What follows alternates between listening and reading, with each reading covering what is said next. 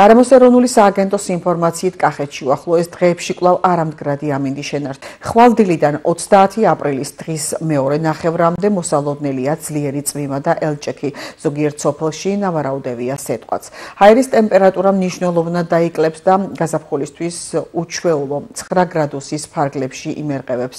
პირველ 2 მაისს კვლავ დათბება, თერმომეტრზე კი 20-22 გრადუსი დაფიქსირდება.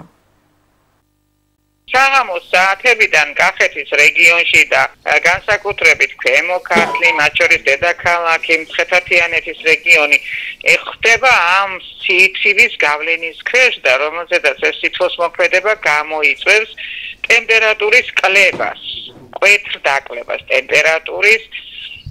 ნალექს შესაძლებელია თქვენთან იმედია რომ შეიძლება გომბორზე თოვჭყაპიც გამოჩნდეს, არ არის გამორიცხული და ჰაერის ტემპერატურა როგორც გითხარით დაიკლეს. არის ერთდღიანი ეს 29-ში ხდება ყველაფერი, რომელიც შენარჩუნდება 30 აპრილის დღის პირველ ნახევრამდე ყოველ შემთხვევაში ხრობლიანი, მცირე ნალექი, ნისლი და დღის მეორე ნახევრიდან გაუმჯობესდება და ტემპერატურაც მოიმატებს. რაც შეეხება 29-ში მაქსიმალური ტემპერატურა იქნება ძალიან დაბალი კახეთისთვის დაახლოებით 9-დან 11 გრადუსამდე მეტი არა ბარში და მთებში და მაღალმთაში 0-თან ახლოს დაახლოებით 5-6 გრადუსი.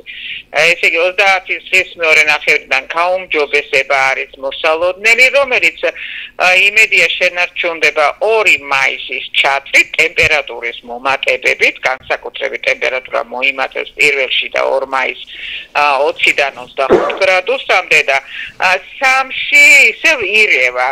3-ში ღამის საათებში შეიძლება ცალკეულ რაიონში იყოს და დღისით უმეტეს რაიონში მოსალოდნელია კვლავ წვიმა.